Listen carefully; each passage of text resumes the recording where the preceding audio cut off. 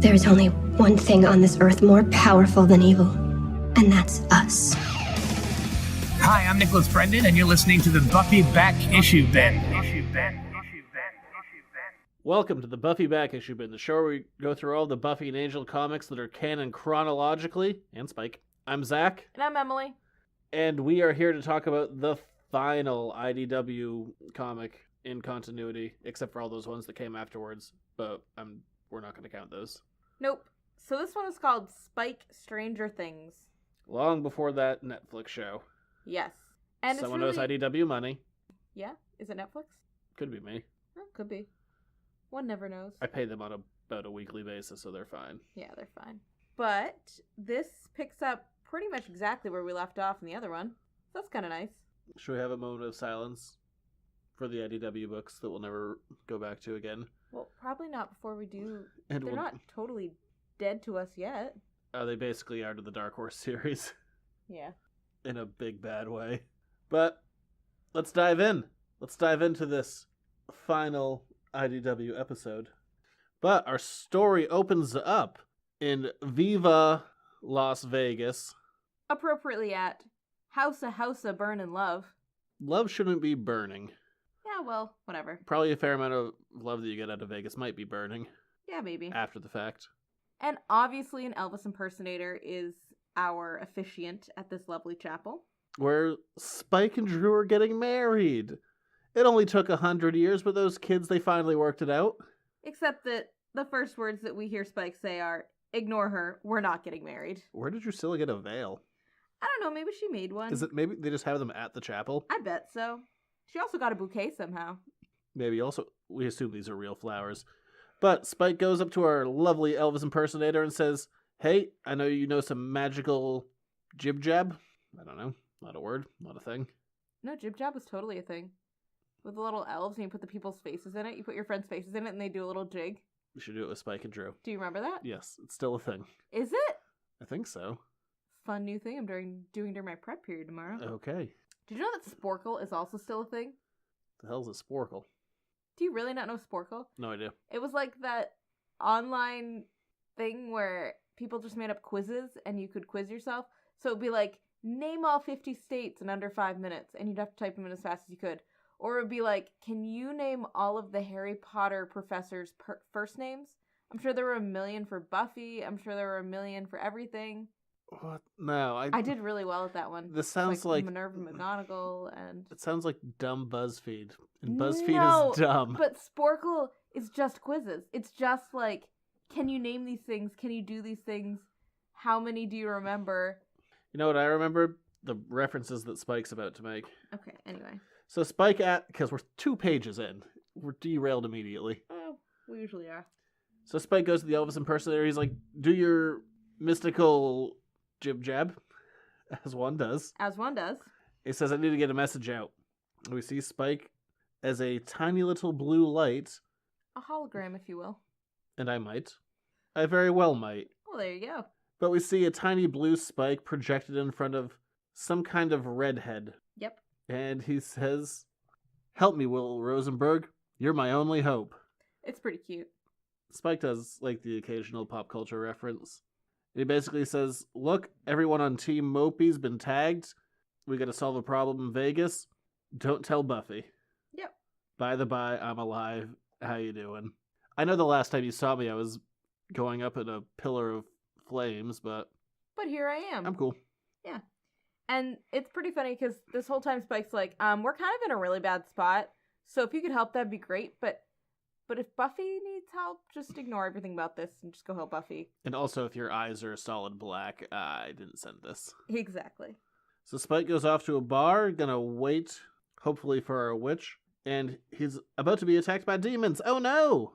Oh no! And then somebody shows up, makes them all glow blue, and then turn into kittens. Because why not? Because it's Willow. Of course she turned them into kittens. What a fun way to diffuse a bar fight. You get a lot of kittens. I love it. I love the kittens. I love Willow.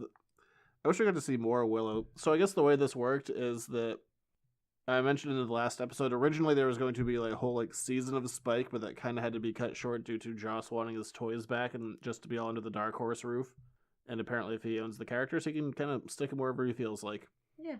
So he worked with Brian Lynch to set up a transition story. And he's like, you can use Willow. It's fine. No one is going to get IDW in trouble for using this character. And the first words out of Willow's mouth are, okay, consider me crossed over. What now? Perfect. And there's nothing you love more than a self-referential story. I do like a little bit of a meta line. There you go. Oh, I love it. It's so good. And it's so good to see Willow. We haven't seen Willow in forever. I know, and the first thing she does is turn everybody into cats. So I'm really on board for her. Helpful, yeah. Yeah. And of course, the first thing Spike does, he's like, cool, so Buffy's fine, right? Like, it's cool if you're here. You guys don't have anything going on over there? And Willow basically just assures him that everything is fine. And then he tries to be like, so here's what's going on here. And she's like, no, we're not quite done with the reunion yet. And she gives him a big hug. And she just, like, wants to draw out the awkwardness, and it's so wonderfully Willow. Yep. And she goes, was that so awful? And in Spike's head, he goes, not awful at all. Aww, that's so cute. Then we cut over to a plot that will go almost nowhere. Yeah. With Beck and Beta George. You know, characters not from the show. Right. And they're already getting the short end of the stick. Yeah, so they go wandering off into the desert because Drusilla's scary. Because Drusilla's scary, and because George was like, I know the things that Spike did in his youth. Which, you feel like you should have known at this point, but whatever. And so they go off wandering into the desert to try and escape them. And instead they get stopped by people with big guns. Probably Wolfram and Hart. But we never know because John being the individual from the last book, let's just throw that as a quick addendum out. If you didn't listen to the last episode, do it, because this is tied in incredibly tightly with the last one. But our assassin John shows up, guns and swords a-blazing. The sword is less blazing. Yeah. But Beck is blazing because she can create fire. Good for Beck. And so John kills everybody, basically, except for Beck and George and the leader of this would-be group of kidnappers. From Wolfram and Hart, let's assume. Yep. Because really, who else is it going to be? Yeah, I'm sure it is. And we go back to Spike and Willow, and they're driving around in a car, and Willow is congratulating Spike on all of the personal growth that he's had, how he's all about team-ups now, and he obeys the laws of the road. She's like, yeah, traffic signals, good for you. She's like, and you hugged. It's like, you took a tiny kit. And he's like, yeah, well, it's Drusilla, so I had to. And Willow is not pleased by this development. She kind of blows the car up. Yeah. It's not her best moment, but in all fairness, she really didn't like Drusilla. And it turns out Drew is a cat, and Willow gets her out of the trunk and turns Drew back into a vampire. Mm-hmm.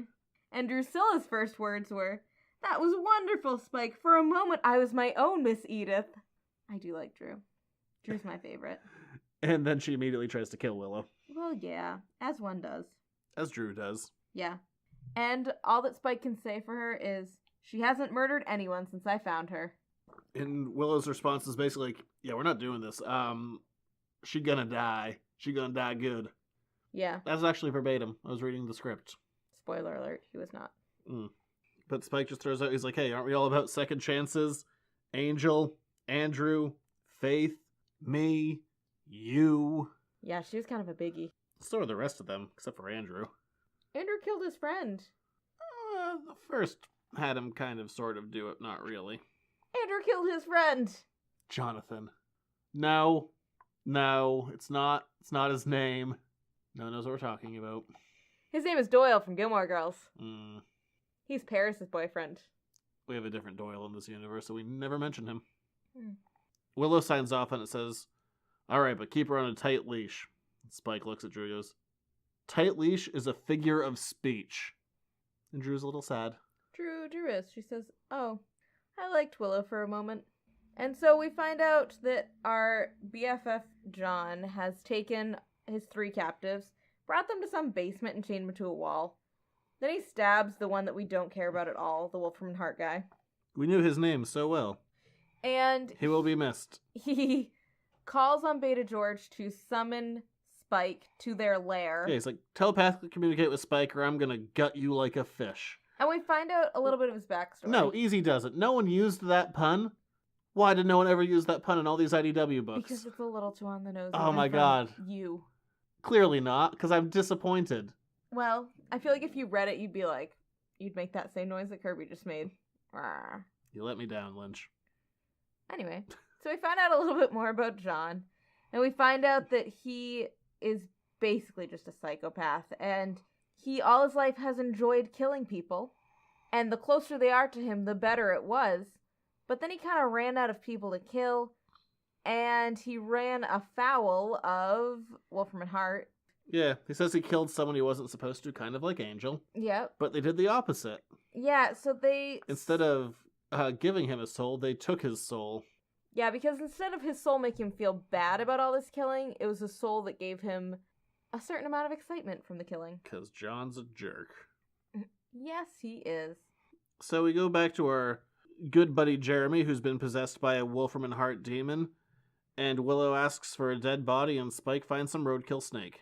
Yep. So Willow does her little magic stuff and puts That voodoo that she do. the demon from Jeremy into the snake. And And life is good. And he wakes up, he's like, why am I here? Why does my face hurt? I want to help, but if Illyria's here, I'm a peace out real fast because she killed me that one I'm time. all done. And Spike's like, no, you need to leave. Someone punched you a lot, and you should leave. Wasn't me, often. It was while you were demonized. And then we see that Drusilla has ripped the snake in half. Yes. But that she enjoyed herself as well. So good for Drusilla. And while our merry band of Willow, Jeremy, Drusilla, and Spike, yeah, I guess, the titular character, are off in the desert being awkward together, we go back to the Las Vegas branch of Wolfram and Hart, and for the first time in a coon's age... Is that a thing? I don't know. I don't either. First time in a while, we see... Lila. For those who don't remember Lila, and I'm sure you do, she was around for 4 seasons of Angel. She started banging Wes, and then Cordelia killed her, and Wesley had to cut her head off because they thought Angelus did it, and now she has to wear a scarf to cover up that scar where her head was removed from her body. Lila's the second character that we saw Wolfram and Hart bring back as a ghosty type thing. I don't think she was a ghost. They just did that to Wes. Okay. But Lila was... She pulled on some shades and made Angel be like, I'm gonna burn up, ah! Then it's like, no. And she's like, no, it's just glass, idiot. It's like, But Lila was definitely not human anymore, but she was still under contract from Wolfram and Hart, and so that's why they could manipulate her around. And I don't think she really wanted to quit. No, she enjoyed her job. But she's having a big meeting with Wolfram and Hart saying, like, hey, some bad stuff's about to go down, and we are gonna piece on out of this dimension. Yeah. So she calls on the... Not foreshadowing for Buffy. It is. Members of the board to make their case as to why they should survive the cut, quite literally. Yeah. Give me your best exit strategy. I feel like this might be important next season on Buffy. Dun dun dun. It is. Spoiler. So... Spoiler, and if you were reading these when they were coming out, there wasn't much of a spoiler because you knew what it was. We've had a couple of lines that were connecting things. Like, Spike asks Willow, he's like, how's Dawn? And she's like, she's kind of hard to miss. You'll find out why she's hard to miss in the next episode. Ooh, exciting. Cliffhanger, even. So Spike and company bust through the floor of the demon lair thing that John is keeping those... Because he's threatening lovely... to kill Beck, and Beck's like, Beck and Fish. Bitch, I ain't gonna die. Yeah. Spike will save the day. He's like, no, he won't. Then Spike busts it. He's like, ha-ha! I am here to save the day. And John is like, you've fallen into my trap. Yeah. And then he and Spike just start fighting. I wish this was the actual dialogue. Ma! Hard word to write. And Beta George warns Spike about this big circle drawn in blood that's on the floor. And we find out that that's a thing that can suck your soul out if you're just sitting on it, so watch out. If you have a soul in the room, don't step on the thing. And Spike frees Beck from her chains, and they make out for a little bit. And Drew is very upset in the corner, by the way. And Beck's like, look, I know you're not into me. Just give me a minute here. Let me enjoy the moment. And poor Drusilla, who's been teaming up. Oh, that's no good. And so, Drusilla acts much like how the dog acts when he's a little upset. Drusilla went He bites? He does not bite necks. He goes and eats the cat's food. Doesn't try and kill John Krasinski. Isn't that all that Drusilla's doing? She's just eating. The cat food. Yeah, she's eating the cat food. She knows she's not allowed to. Oh, okay. So while Spike is having his big ol' makeout fest, John stabs him through the chest. And he goes, distracted by a kiss. And Spike's Again, not quite the dialogue. Be much better if he was really over the top. And John pulls Spike's sad, stabbed, limp body over the seal, and his soul is sucked out of his chest. And it just kind of floats there. Like, It's a pretty little ball. in Harry Potter, in the 7th movie/book, when Ron wants to make it back to go find Harry and Hermione, and he uses the Deluminator, and it just kind of floats in front of him to guide him. That's kind of what it looks like. Yes. Just like that. I usually like Spike when he's super petty, but there are occasional moments where I enjoy him being more than that. Yeah, and this is a good one for him. So this is one of Spike's best moments, but it's kind of ruined by a sudden change in lettering. Yeah, I really did not like this. Like, we went from, a kind of- standard size type, basically. and then this next page we jump into, it turns into, like, Twice as large. yeah, like, was it like reading for the visually impaired or whatever? Large print, Yeah, as it were. old people reading. Yes, Gotcha. large print. And he's on the ground and goes, I was good. And John's standing over them. He's like, I know, that's over. I will not do this dialogue the justice it deserves. No. But thank God it's printed really large for me to be able to So read you what can it is. definitely see it. Not what I meant. Before I fought for my soul, I fought evil when evil was inside of me. Before I met her, even after I knew her, I did terrible things. And you can see Willow just smirking in this panel, and I really enjoy it. But she made me want to be better. The evil was strong, heart was stronger. Before it was official, before the goddamn voodoo, I was good. That glowy ball, that thing you've had a heart on to tear from me, hang it on your wall, bronze it, I don't need it. And it's just kind of a good moment. But then, Because the last time, like, when we see Angel lose his soul, he's an immediate asshole. yeah, he just kind of freaks out. But Well, Spike's like, he no, I just- got this. He yells Buffy, and then he goes and cries in the rain, usually. But Spike's like, no, I got this. And Willow's like, no, you don't understand. You get to pick. You get to pick who gets that soul. It came out of you, so you get to pick. And he gives the soul to Drusilla. Yeah, I don't know exactly why he didn't just put it back inside of him, but that's fine. Because he doesn't need it. It's true. So Drew is pretty excited to see this shiny ball coming at her. And then we'll see the aftermath here in a minute. Meanwhile, Lila Yeah. is talking to this guy with a giant beard, and basically she's like, Meanwhile, at Wolfram and Hart... so we killed everybody else on the board of executives. You didn't get that. You're the only one who's left. No, I got it. And yeah, there's one guy left who was at this meeting, and she's like, by the way, you suck, but you had the only viable option. And his option was An interdimensional spaceship. manned by bugs. Well, we don't know the bug thing yet. But an interdimensional spaceship. Because there's something big coming and Wolfram and Hart's gotta skedaddle. Foreshadowing. And so the senior partners are like, we need to get out of here at all costs. And he's like, this is the only thing that's going to work. And what I really like is there's been a few background bits. Like when we first see Willow, we see a book in the background that just says the verse on it. A little nice Firefly reference. But then a much more fun background thing. We get a framed, handwritten... Well, it looks like it's a cabinet that you can open up. But something that just says, Lila's list. And there's a bunch of scribbles and check marks next to them. Bad things happen to all the people on that list. She has clearly been busy. She has a list. Yeah. We go back to our lovely basement, and Drusilla is freaking out. She's going full Drew. Yeah, because this soul has really screwed with her head more than anything else in a while. That she knows what she's done, and she can't undo it, and there's nothing she can do about it, and she doesn't know how to react, she doesn't know how to handle it. She's just spouting nonsense. And she hits Willow. She's like, I felt bad. I don't want it to feel bad. And John lays it out. He's like, hey, when Los Angeles went to hell, that made Drusilla sane. Yeah, that was her home, in a way. It clicked. Everything changed. And when Wolfram and Hart found her to try and manipulate her, she wasn't the Drusilla we've known all these years.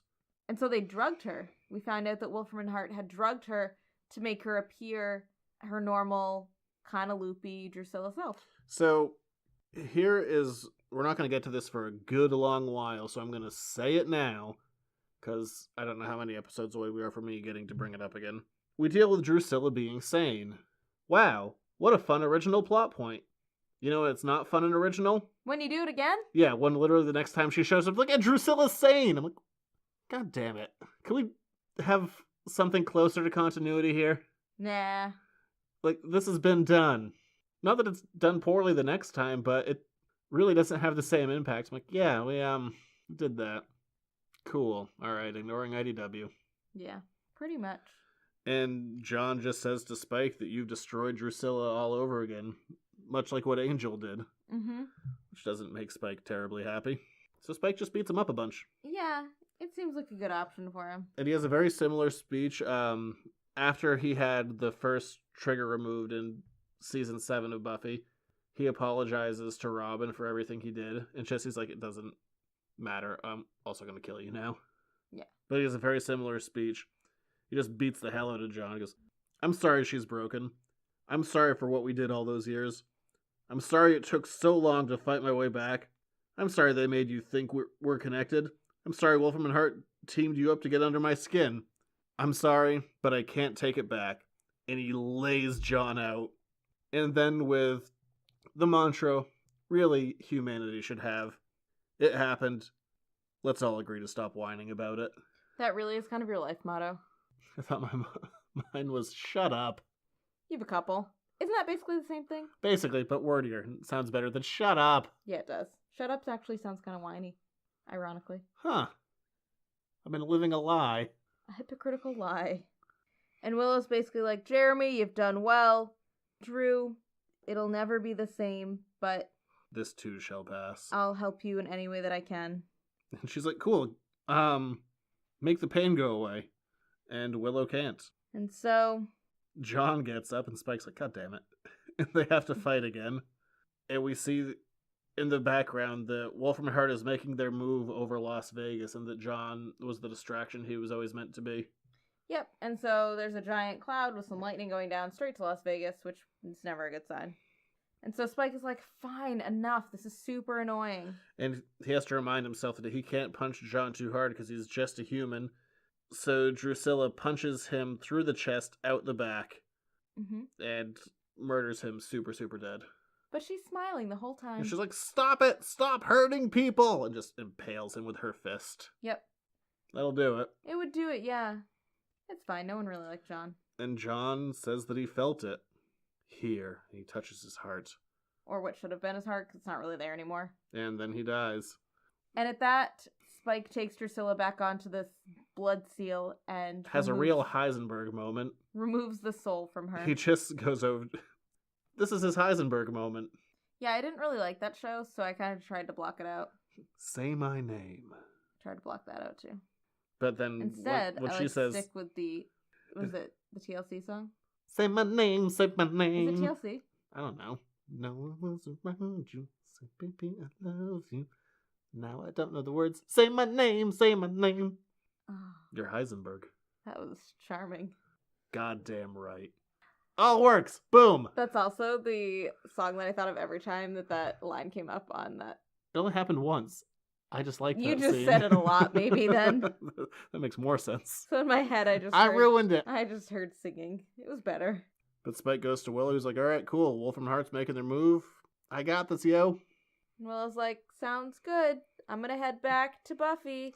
But Willow's like, cool. That's fine that Las Vegas is about to get destroyed. I guess I'll leave, even though I'm the most powerful one here. Don't worry about it.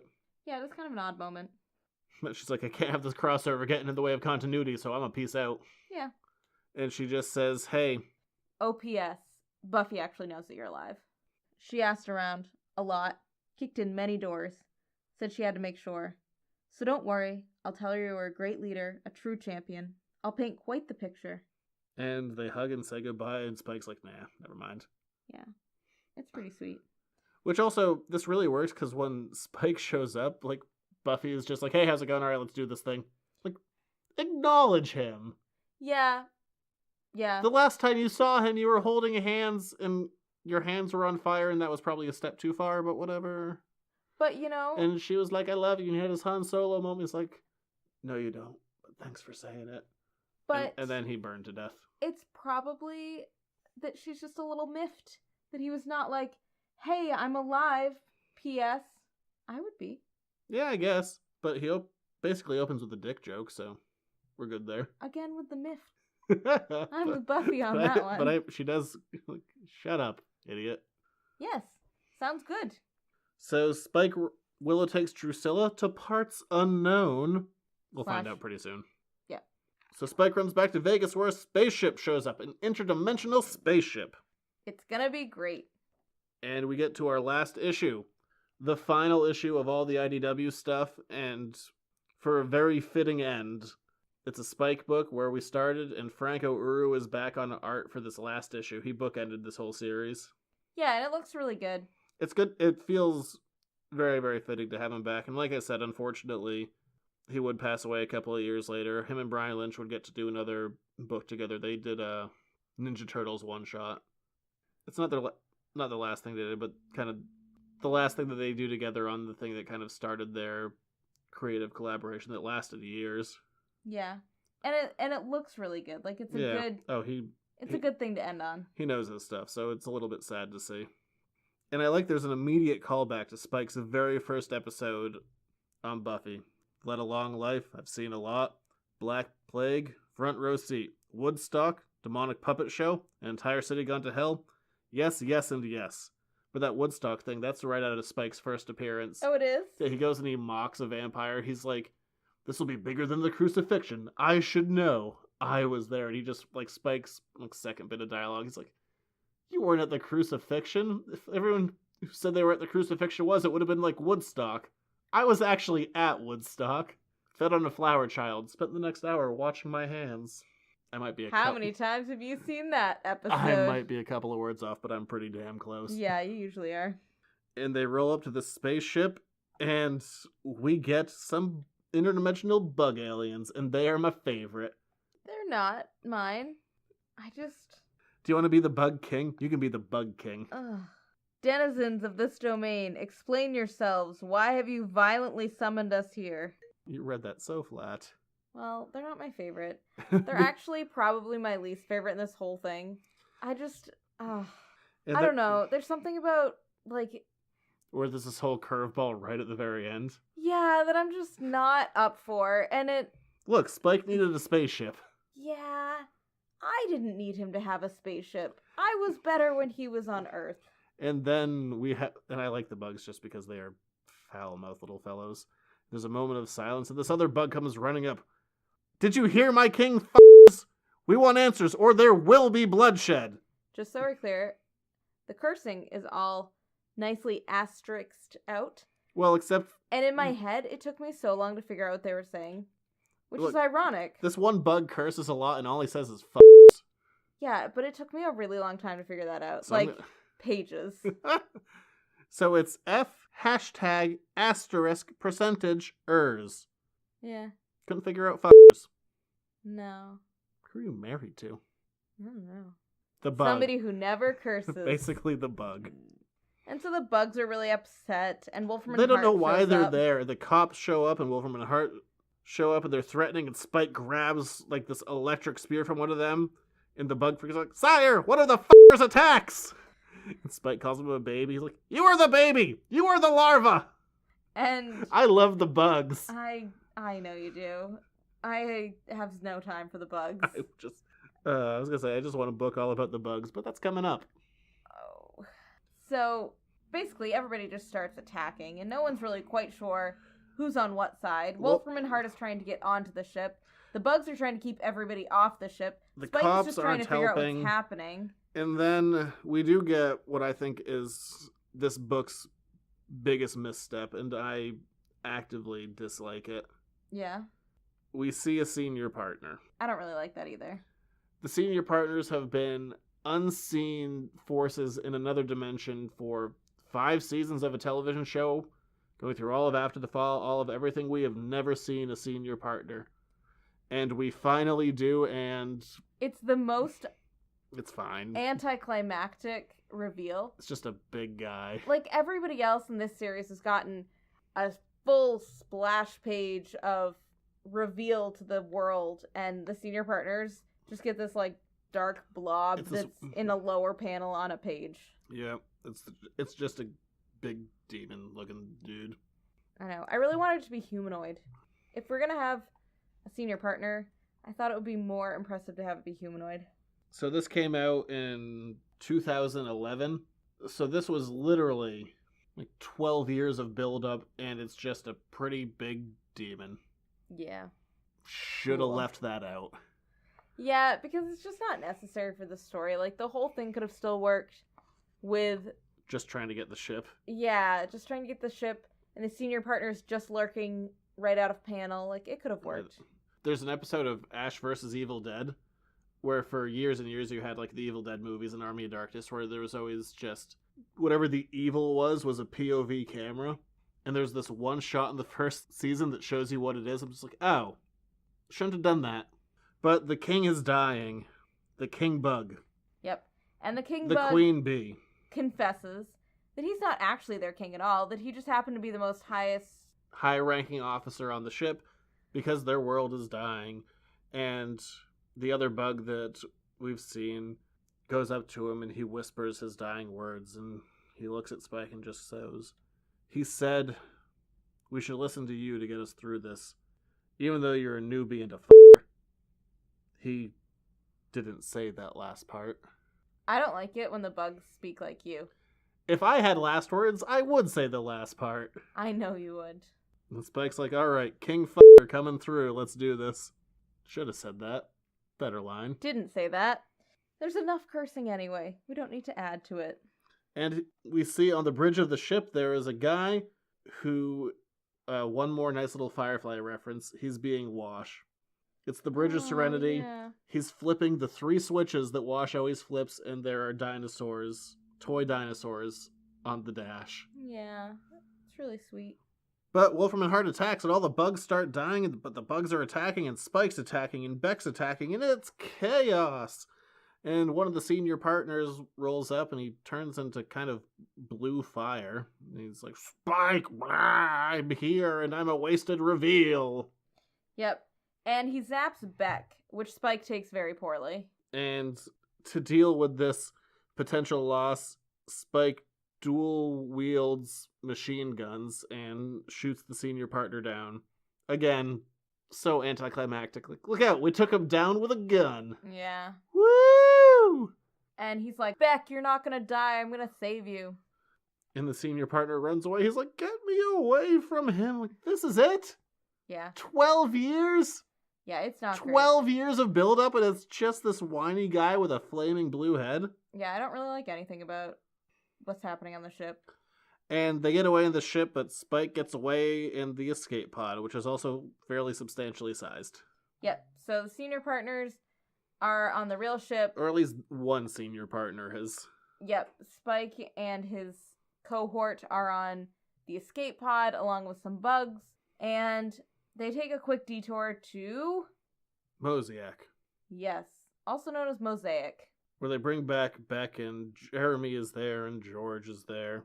And Spike says that, yep, job's not done. He has to go get the senior partners because Angel sucks, and he's going to do it right. And so he says to everybody, he tells them he'll be back as soon as he can. He tells Beck that he'll be back the day after, the day he saves the world. He tells Jeremy that he'll try and make it to his bachelor party. And this is our goodbye to all of these characters. Yeah. Because, they're owned by, it's always fun when you have to bring licensing into storytelling. But they're owned by a different company now, so we will never see these characters again.